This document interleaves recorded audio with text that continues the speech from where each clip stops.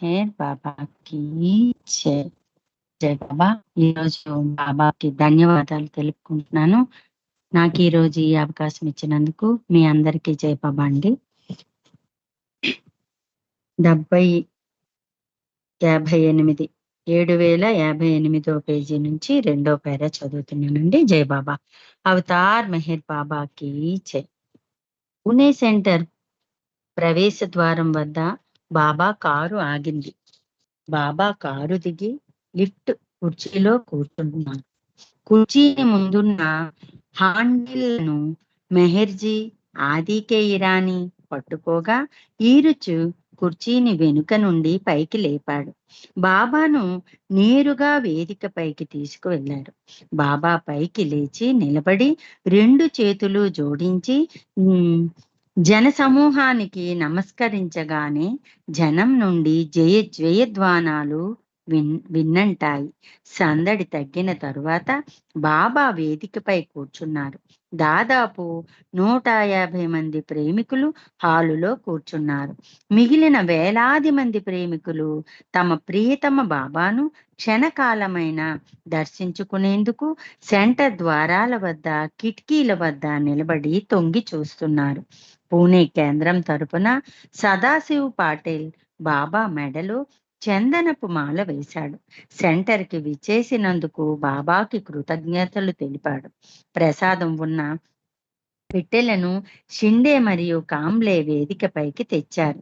బాబా వాటిని స్పృశించి తన ఆశీస్సులనిచ్చారు. ప్రేమికులు దర్శనం చేసుకొని వెళ్ళిపోయే ముందు బయట గుమ్మం వద్ద ప్రసాదం పంచిపెట్టారు. వేదిక పైన బాబాకు కుడివైపున ఈరుచు నిలబడ్డాడు. ఆయనకు ఎడమవైపు మహారాణి శాంతాదేవి కూర్చున్నారు. బాబాకు వెనుక భాగాన ఆది నిలుచున్నాడు. అలాగే మెహర్జీ, హోషాంగ్, బరూచా బాబాకు వెనుకన నిలబడి ఉన్నారు. ఆ తరువాత హృదయానికి హత్తుకునేలా పర్వతిగార్ ప్రార్థనను మైకు వద్ద నిలబడి అమర్ సింగ్ సైగల్ హిందీలో చదివాడు.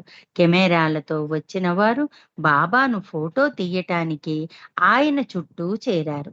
బాబా వేదికపై నవ్వుతూ కూర్చున్నప్పుడు ఒకరిని చూపిస్తున్నప్పుడు మరొకరి దృష్టిని ఆకర్షిస్తున్నప్పుడు మరొకరిని గుర్తిస్తున్నప్పుడు ఇంకొకరిని గుర్తున్నావులే అంటున్నప్పుడు బాబా సోదరుడు బెహరం బీకుభాయి మరికొంతమంది ఫోటోలు తీశారు. సుభద్ర మరియు పూణే భజన మండలితో కలిసి మధుసూదన్ ఒక స్వాగత గీతాన్ని ఆలపించాడు. ఇది కొత్త పాట అని అడిగారు బాబా. బాబా బరూచా వైపు తిరిగి చూసి నాకు మెడ నొప్పి ఎక్కువగా ఉంది అంటూ సౌఖ్య చేశారు. అవతార్ మెహర్ బాబా పూణే కేంద్రం సెక్రటరీ కె రామకృష్ణన్ బాబాకు స్వాగతం పలుకుతూ ఇలా ప్రసంగించాడు. మా అందరి హృదయాల్లో వసించే ఓ ప్రీతమ అవతార్ మెహర్ బాబా, ఈనాటి ఉదయాన మా మొదటి తలపు ఇదే. అనంత అస్తిత్వమే నీవు. అట్టి నిన్ను స్వాగతించటానికి వేరుగా ఒక ప్రదేశమంటూ ఎక్కడుంటుంది? సమస్త విశ్వాన్ని నీలోనే ఇముడ్చుకున్న నీవు ఏది ఆసనంగా ఉపయోగపడుతుంది? అయినప్పటికీ నీ మౌన భాష ద్వారా మేము గ్రహించినదేమిటంటే మానవాళిపై ఉన్న అనంత కరుణ వలన మానవ హృదయాలు పిలుపుకు ప్రతిస్పందిస్తూ మీరు మా ప్రీతమ బాబాగా మానవ రూపాన్ని ధరించారని, తద్వారా మేము మా మధ్య భగవంతునికి ఒక స్థానం, ఒక ఆసనం కల్పించగలమని అర్థం చేసుకున్నాము. నీ దైవీ మానవ రూపం యొక్క సౌందర్యాన్ని మా కన్నుల పండుగగా వీక్షించే అవకాశం పొందిన మేమెంతో అదృష్టవంతులం. మా హృదయాలను, మా ప్రేమను, నివాళిని మరియు ఆరాధనను నీ పావన చరణ పద్మాలపై హృదయపూర్వకంగా అర్పించుకుంటున్నాము. సరిగ్గా 1 సంవత్సరం క్రితం మీ సత్య ప్రేమ సందేశాలకు కేంద్రంగా మేము నిర్మించిన ఈ హాలును మీ చేతుల మీదుగా ప్రారంభించారు. ఈరోజు మీరు మళ్ళీ ఈ కేంద్రానికి విచ్చేయడం అన్నది భవిష్యత్తులో నిర్వహించే వార్షికోత్సవాలన్నింటికీ మీ ఆశీస్సులను అందించే శుభసూచకంగా ఉండాలని మేము ప్రార్థిస్తున్నాం. ప్రియతమ బాబా, నీకిదే మా స్వాగతం. కేవలం ఈ కేంద్రానికే కాకుండా శాశ్వత దివ్య ప్రియతమునిగా మా హృదయాల్లో నిరంతరం కొలువుండాలని స్వాగతిస్తున్నాం. దీనికి సమాధానంగా మెహర్ బాబా ఈరిచ్ ద్వారా ఈ క్రింద సందేశాన్ని అందించారు. నా విశ్వకార్యం కొరకు ప్రేమతో నిర్మించిన ఈ హాలులోనికి నన్ను స్వాగతిస్తున్నందుకు నేను సంతోషిస్తున్నాను. మీలోని ప్రతి ఒక్కరూ మీ జీవితాల్లో నాకొక స్థానానికి, మీ ప్రతి హృదయంలో ఒక ఆసనానికి నన్ను స్వాగతిస్తున్నారు. ఎందుకంటే మీ హృదయాలలో అది వసించడానికి, మీ జీవితాల్లో పాలు పంచుకోవటానికే నేను మానవునిగా మీ మధ్యకు వచ్చాను. బాబా ఇచ్చిన ఈ సందేశాన్ని కేశవ నిగం హిందీలోని కేఎన్ సోమన్ మరాఠీలోను అనువదించి చదివి వినిపించారు. ఈ సందేశాలను మైకులో చదువుతుండగా బాబా, మీరు చదువుతున్న సందేశాన్ని ఎవ్వరూ వినడం లేదు అని చెప్పారు. బాబాని దర్శించుకోవటంలో ఆలస్యం జరుగుతున్నందున హాలు బయట ఉన్న వారిలో ఉద్వేగం పెరిగిపోతుంది. జై మెహర్ బాబా, జై జై మెహర్ బాబా అంటూ ఏకకంఠంతో ఆగకుండా జయ జయధ్వానాలు చేస్తూనే ఉన్నారు తప్ప వేదికపై మాట్లాడుతున్న వారి వైపు దృష్టి పెట్టడం లేదు. బయట ఉన్న ప్రతి ఒక్కరూ బాబాను క్షణకాలమైనా వీక్షించాలనే తపనతో గ్రిల్ అమర్చబడిన కిటికీల వద్దకు చేరుకోవటానికి యథాశక్తి ప్రయత్నిస్తూ ఉన్నారు. కిటికీలకు దగ్గరగా ఉన్నవారు తమ వెనుకనున్న జనం తమను తోసేస్తే గుంపులో నలిగిపోకుండా ఉండటానికి తమ శక్తినంతా ఉపయోగించి కిటికీ గ్రిల్లును గట్టిగా పట్టుకొని నిలబడ్డాడు. క్లుప్తంగా ప్రసంగాలు ముగిసిన తర్వాత ఈరుచి క్రింది సూచనలను చదివి వినిపించాడు. మొదటిది, అవతార్ మెహర్ బాబా ప్రేమికులు, ప్రత్యేకించి ఆంధ్ర నలుమూలలలోని మరియు బొంబాయిలోని ప్రేమికులు ఇచ్చిన ప్రేమ సమర్పణలు ఈ హాలు నిర్మాణాన్ని పూర్తి చేయటంలో సహాయపడ్డాయి. 1963లో జాల్బాయ్ ఈ మందిర నిర్మాణం కోసం అవసరమైన ఆర్థిక వనరుల కొరకు చేపట్టిన పర్యటనకు ప్రేమికుల హృదయపూర్వక స్పందన యొక్క ఫలితాన్ని నేడు వారందరూ రుచి చూస్తున్నారు. తమ అద్భుతమైన సహకారంతో ఈ మందిరాన్ని పూర్తి చేయటంలో సహకరించిన ఆంధ్ర మరియు బొంబాయికి చెందిన కొంతమంది ప్రేమికులను రేపటి నుండి గురుప్రసాద్ వద్ద జరిగే దర్శన కార్యక్రమంలో జాల్బాయి బాబాకు పరిచయం చేస్తాడు. రెండవది, తమను తాము కొత్తగా బాబా ప్రేమికులుగా భావించి మొదటిసారిగా ఆయన దర్శనం చేసుకుంటున్న వారిని తమకు సంబంధించిన గ్రూప్ హెడ్స్ రేపటి నుండి గురుప్రసాద్లో బాబాకు పరిచయం చేస్తారు. మూడవది, బాబాను ఎవ్వరూ వ్యక్తిగత ఇంటర్వ్యూ అడగకూడదు. ఇక్కడ గాని లేదా గురుప్రసాద్లో గాని వేదికపైకి వెళ్ళే ప్రయత్నం చేయకూడదు. నాలుగవది, రానున్న 5 రోజుల్లో బాబా తన ప్రేమికుల్లో ప్రతి ఒక్కరికి గురుప్రసాద్లో మళ్ళీ దర్శనానికి అనుమతిస్తాడు. 1962లో జరిగిన పాక్ పశ్చిమ సమ్మేళనంలో ఏర్పాటు చేసినట్టుగానే గురుప్రసాద్లో కూడా ఆయన ప్రేమికులకు ప్రత్యేకమైన సీటింగ్ వసతి కల్పించబడింది. అందువల్ల మీరందరూ గురుప్రసాద్లో 5 రోజులు ఓపికగా ఉండవలసిందిగా మరియు మీ బృందాన్ని పిలిచే వరకు మీరు సంబంధించిన వారితో పాటు క్యూలో మీ వంతు కోసం వేచి ఉండవలసిందిగా అభ్యర్థన. ఐదవది, వీలైనంత ఎక్కువ మంది బాబా ప్రేమికులను హాల్లో ఉండేటట్టు చేయటానికి పూణే సెంటర్ కార్యకర్తలు ప్రయత్నించారు. బాబా దర్శనార్థం వచ్చిన వారందరికీ ఈ హాలు సరిపోనందుకు పూణే సెంటర్ విచారం వ్యక్తం చేసింది. స్థలం పరిమితంగా ఉన్నందున పూణే నగర వాసులను ఆ రోజు అక్కడికి ఆహ్వానించలేదు. ఆ తరువాత గురుప్రసాద్‌లో జరిగే 5 రోజుల కార్యక్రమానికి కూడా ఆహ్వానించలేదు. ఆరవది, హాలు లోపల భావం స్థలాభావం కారణంగా వసతి కల్పించబడిన వారికి మాత్రమే ఈరోజు హాలులో బాబాను దర్శించుకునే అవకాశం కల్పించబడింది. కాబట్టి హాలు వెలుపల ఉన్న వారంతా లోనికి వచ్చి లైనులో నిలబడి దర్శనార్థం బాబాను దర్శించుకోవచ్చునని కోరడమైంది. ఇప్పటికే హాలులో కూర్చొని ఉన్న వారంతా దయచేసి అలాగే కూర్చొని ఉండాలి.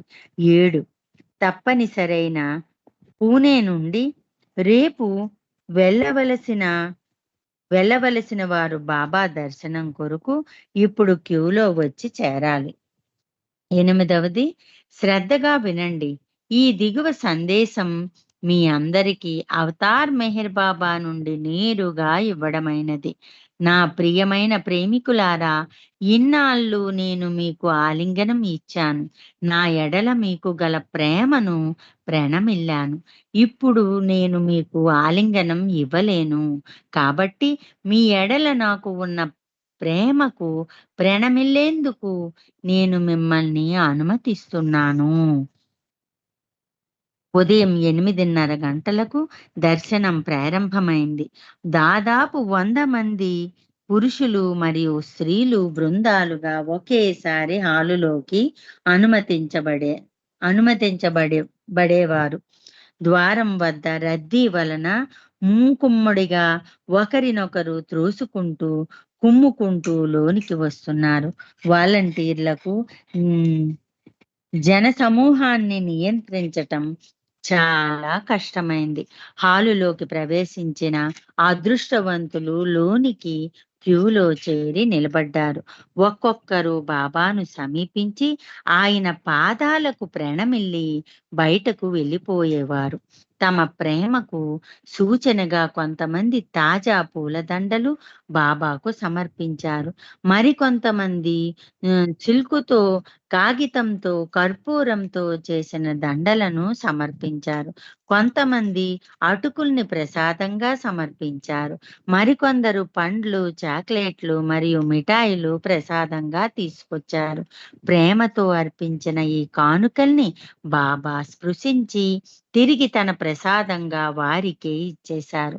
భారత ప్రభుత్వపు పార్లమెంటు సభ్యులు, మంత్రివర్యులు, మిలిటరీ సైన్యాధ్యక్షులు, న్యాయమూర్తులు, అటర్నీలు, డాక్టర్లు, పోస్ట్‌మ్యాన్‌లు, చెప్పులు కుట్టేవారు, సాధకులు, ఈ విధంగా వివిధ శ్రేణులకు చెందిన మానవ స్రవంతి ప్రియతమ మెహర్ ప్రభుని దర్శించి వెళ్ళారు. బాబాను దర్శించుకున్న తరువాత అక్కడ నుండి కదలి వెళ్ళడానికి ఇష్టపడేవారు కాదు. కొంతమంది ఆ ప్రదేశాన్ని విడిచి వెళ్ళడానికి కష్టపడక అక్కడే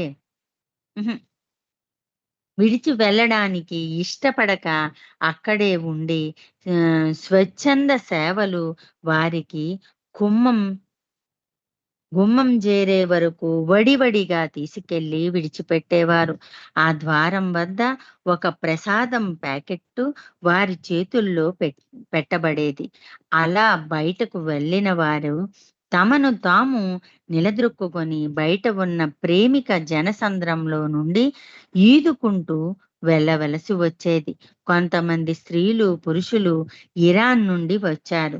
బొద్దుగా ఉన్న ఒక పర్షియన్ మహిళ బాబా ఎదుట నిర్మొహమాటంగా వెక్కి వెక్కి ఏడ్చేసింది. ఆమెను బాబా పాదాల వద్ద నుండి దూరంగా తీసుకువెళ్ళవలసి వచ్చింది. దర్శనార్థం బిడ్డతో వచ్చిన ప్రతి మాతృమూర్తి తన బిడ్డను పైకి ఎత్తి పట్టుకున్నప్పుడు బాబా ఆ బిడ్డను స్పృశించి ఆశీర్వదించేవారు. హమీర్పూర్ నుండి వచ్చిన ఒక మహిళ 15 రోజుల ప్రాయంతో ఉన్న తన ఆడ శిశువును బాబా చెంతకు తెచ్చింది. చంటి పిల్లల్ని ఎత్తి పట్టుకున్న ప్రతిసారి బాబా ఆ బిడ్డను స్పృశించేందుకు ముందుకు వంగవలసి వచ్చేది. మెడ భాగంలో తీవ్రమైన నొప్పి అలాగే ఉన్నప్పటికీ బాబా చిరునవ్వుతో తేజోవదనముతో కనబడుతున్నందున ఈ నొప్పుల బాధ బయటికి కనిపించేది కాదు. ఒక సమయంలో బాబా డాక్టర్ భరూచా వైపు తిరిగి, నా మెడ నొప్పి చాలా తీవ్రంగా ఉంది. అయినా నేనెంతో సంతోషంగా కనబడుతున్నానా? చూడు పైకి చేశారు. దర్శనం చేసుకున్న ఏ ఒక్కరికి కూడా బాబా శారీరకంగా ఎంతో వ్యధను అనుభవిస్తున్న సంగతి లేస మాత్రము కూడా తెలియదు. ఎందుకంటే వారి కళ్ళకు బాబా ఎప్పటి వలె మందహాసవదనుడై కనిపిస్తున్నాడు. బాబా ఎంతటి తీవ్రమైన బాధను భరిస్తున్నారో కేవలం సన్నిహితులైన మండలి వారికి మాత్రమే తెలుసు. జోసెఫ్ హార్బ్ మొదటి వరుసలో కూర్చున్నాడు. అతడు సంతోషంగా కనపడడం లేదు. అతని ఆరోగ్యం గురించి బాబా, నీకు ఛాతీలో ఏదైనా నొప్పి ఉందా అని అడిగారు. ఇబ్బంది ఉందని జోసెఫ్ సమాధానమిచ్చాడు. తన లిఫ్ట్ చైర్లో అతన్ని వెంటనే డాక్టర్ వద్దకు తీసుకెళ్లమని బాబా ఆదేశించారు. బాబా సూచించిన విధంగా జోసెఫ్ను డాక్టర్ వద్దకు తీసుకువెళ్లారు. మర్నాటికల్లా జోసెఫ్ కోలుకున్నాడు. మరుసటి రోజు నుంచి దర్శన కార్యక్రమంలో హాజరయ్యాడు కూడా. బాబా ఆ ఉదయం 11 గంటలకు బయట బాబా ఆ ఉదయం 11 గంటలకు బయలుదేరవలసి ఉంది కాబట్టి దర్శనార్థం వచ్చిన వారంతా లైన్లో వచ్చి బాబాను దర్శించటం అసాధ్యంగా కనబడింది. రామకృష్ణన్ను పిలిచి ఎక్కువ సంఖ్యలో ప్రేమికులు బృందాల్ని బాల్కనీలోనికి పిలిపించమని, తద్వారా అందరూ అక్కడి నుంచి స్పష్టంగా తిలకించి దర్శించుకోగలరని బాబా సూచించారు. బాల్కనీలోకి వచ్చిన ప్రతి ప్రేమిక బృందం బాబాను చూసి తమ సంతోషాన్ని వ్యక్తపరిచారు. వారిని చూస్తూ బాబా తన చేతిని ఊపి పలుకరించి మరునాడు అందరినీ గురుప్రసాద్కు రమ్మని సౌంజ్ఞ చేశారు.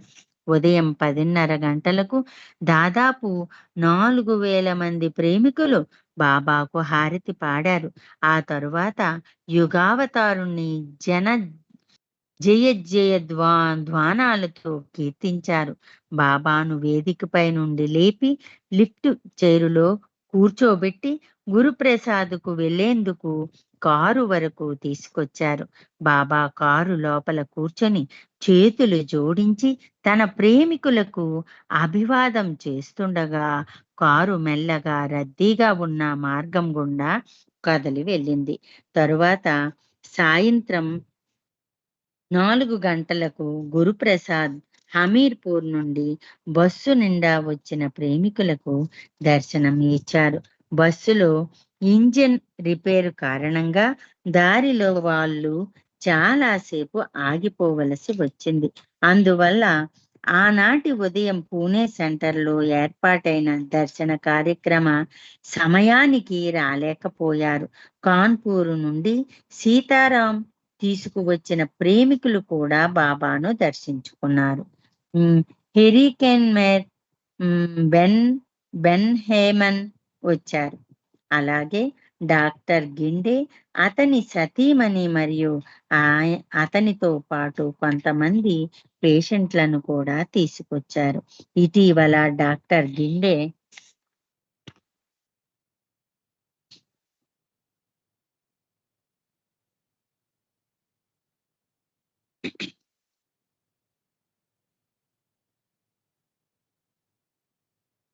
డాక్టర్ గిండే శస్త్రచికిత్సతో బ్రెయిన్ సమస్య ఉంది. అద్భుతమైన బ్రెయిన్ సమస్య నుండి అద్భుతమైన రీతిలో కోలుకొని బాలిక కూడా వచ్చిన వారిలో ఉంది. బాబా ఆ బాలికను ముద్దు పెట్టుకొని వచ్చిన ప్రతి ఒక్కరిని ప్రేమతో కలిశారు. మే 2వ తేదీ ఆదివారం ఉదయం 6:30 గంటలకే గురుప్రసాద్ గేట్ల వద్ద పెద్ద సంఖ్యలో జనం ప్రోగయ్యారు.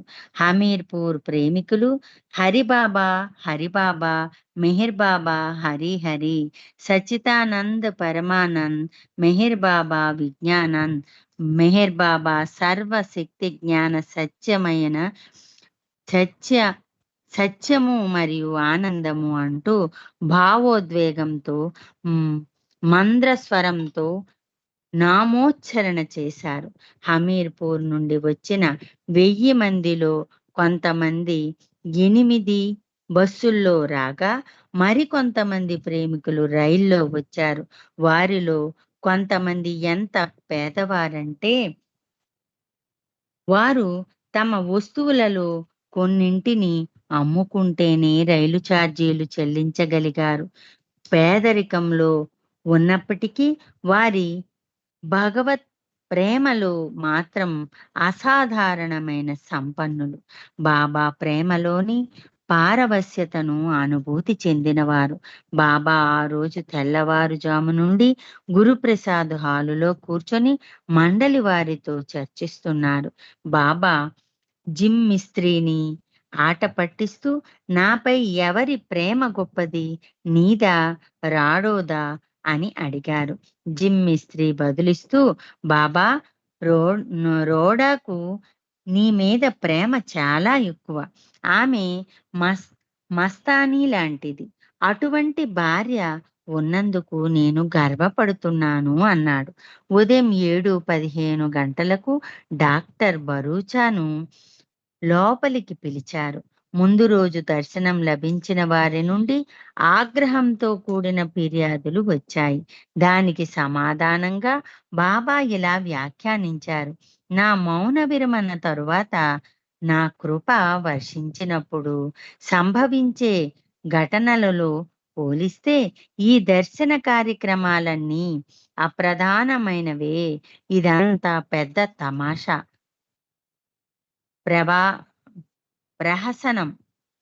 ఈ బాబా ఇంకా ఇలా చెప్పారు.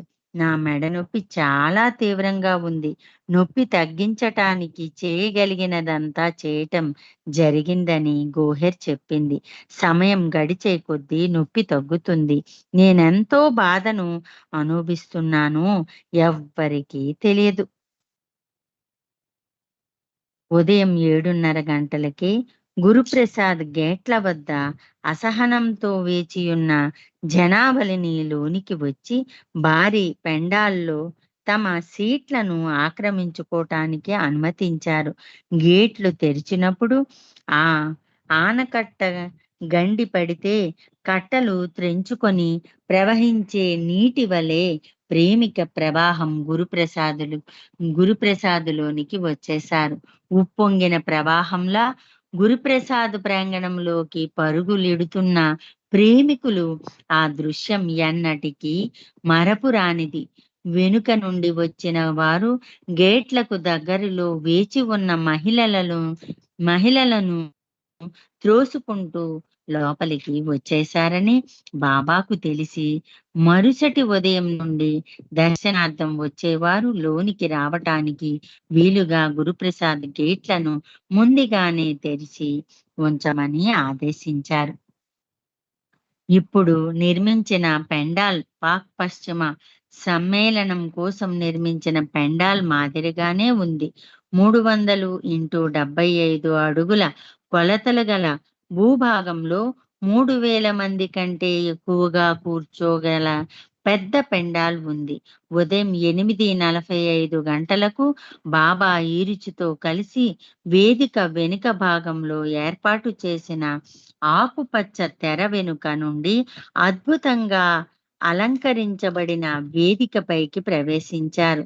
తన కోసం ఉంచిన ఆర్మ్ చైర్ చేతుల కుర్చీ ముందు నిలబడి తనను జయజయధ్వానాలతో కీర్తిస్తున్న జనసంద్రాన్ని తిలకించారు. బాబా ఆసీనులైన తరువాత బాబు సాహెబ్ సిండే బాబాకు పూలమాల వేశారు. అకస్మాత్తుగా ఉద్వేగానికి లోనైన ఒక వ్యక్తి బిగ్గరగా ఏడుస్తూ బాబా ఎదుటకు పరిగెట్టాడు. వాలంటీర్లు వెంటనే అతనిని ఆపి తిరిగి అతని సీటు వద్దకు చేర్చారు. ఎందుకు జనం నిలబడి ఉన్నారు అని బాబా అడిగారు. జై బాబా. జై బాబా అండి. ఈరోజు మనం ఎప్పటికైనా ఇప్పుడు ముగించుకుందాం.